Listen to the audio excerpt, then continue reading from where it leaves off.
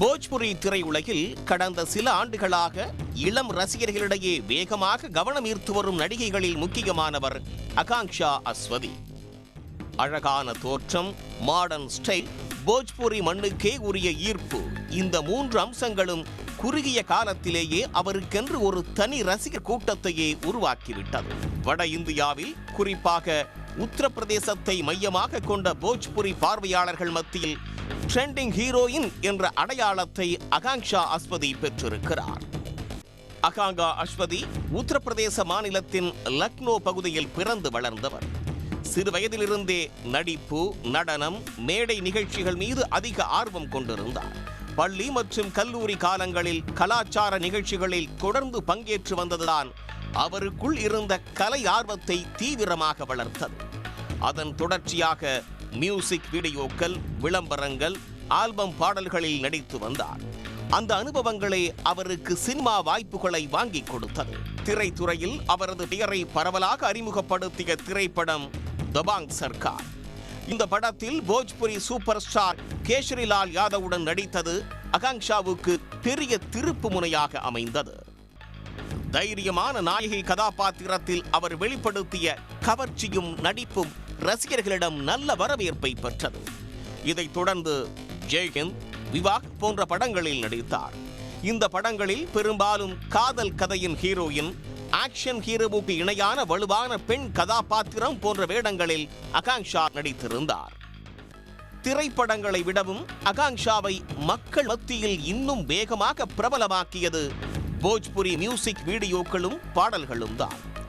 யூடியூபில் கோடிக்கணக்கான பார்வையாளர்களை பெற்ற பல ஆல்பம் பாடல்களில் அவர் நடித்திருந்தார். குறிப்பாக சாக்கே புஜயா, கமர் டேமேஜ், லகே லகே மலயே ராஜா போன்ற பாடல்கள் சமூக ஊடகங்களில் வைரலாக பகிரப்பட்டு அவரின் டான்ஸ் மூவ்ஸும் எக்ஸ்பிரஷன்களும் ரசிகர்களை வெகுவாக கவர்ந்தது. தொலைக்காட்சி உலகில் முழு நேர சீரியல் நாயகியாக நீண்ட காலம் நடித்த அனுபவம் அதிகம் இல்லாவிட்டாலும் ஹிந்தி மற்றும் பிராந்திய டிவி நிகழ்ச்சிகளில் ஆகாங்கா சிறப்பு விருந்தினராக தோன்றியுள்ளார். குறிப்பாக சினிமா ப்ரமோஷன் நிகழ்ச்சிகள், மியூசிக் ஷோஸ் மற்றும் ஸ்டேஜ் ஈவென்ட்ஸ்களில் பங்கேற்றது சின்னத்திரை ரசிகர்களிடமும் அவரின் முகத்தை பரிச்சயமாக்கியது. ஆகாங்ஷாவை இன்றைய இளம் ரசிகர்களுக்கு இன்னும் நெருக்கமாக்கியது அவரது இன்ஸ்டாகிராம் என்ட்ரி தான். ட்ரெண்டிங் போஜ்புரி பாடல்களுக்கு டான்ஸ் ரீல்ஸ், ஹிந்தி மற்றும் போஜ்புரி ஹிட் சாங்ஸ்களுக்கு வீடியோக்கள், fashion shoot clips, Dabangg Sarkar மற்றும் பிற படங்களின் பிஹைண்ட் தி சீன் வீடியோக்கள் என பல்வேறு உள்ளடக்கங்களில் அவர் தொடர்ந்து வீடியோக்களை பதிவிட்டு வருகிறார்.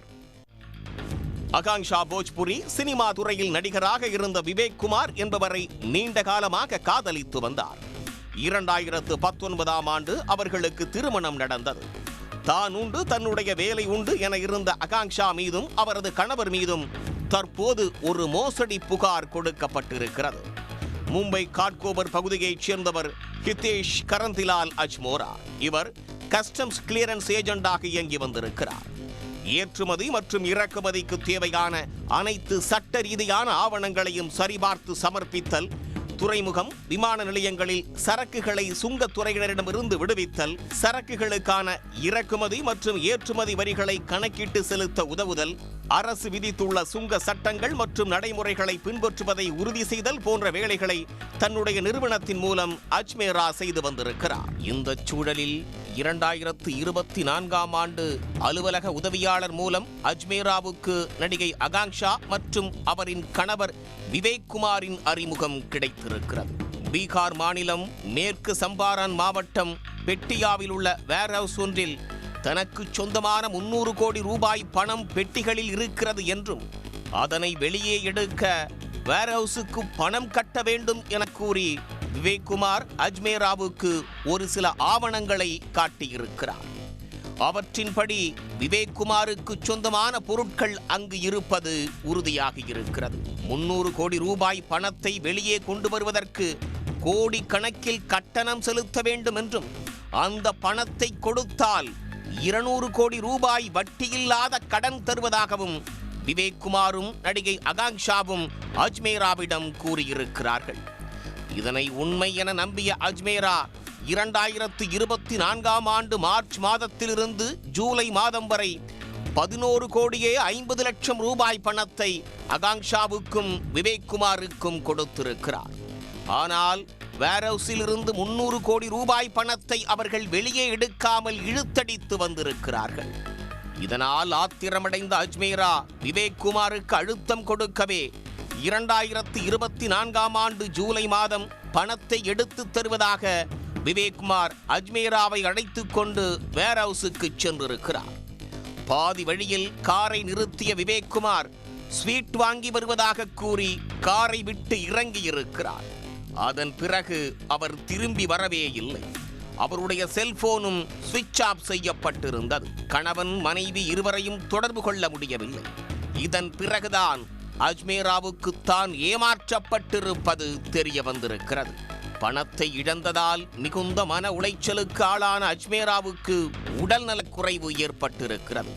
அதிலிருந்து மீண்டு வர நீண்ட நாட்கள் ஆகியிருக்கிறது. உடல் நலம் தேறிய பிறகு தற்போது நடிகை ஆகாங்ஷா மற்றும் அவரது கணவர் விவேக் குமார் மீது காவல் நிலையத்தில் மோசடி புகார் கொடுத்திருக்கிறார். இந்த சம்பவம் தொடர்பாக மும்பை காவல்துறையின் பொருளாதார குற்றப்பிரிவு போலீசார் வழக்கு பதிவு செய்து விசாரித்து வருகின்றனர். முழுமையான விசாரணைக்கு பிறகே நடிகை ஆகாங்ஷாவும் அவரது கணவரும் மோசடி செய்தது உண்மையா அல்லது பொய்யா என்பது தெரிய வரும்.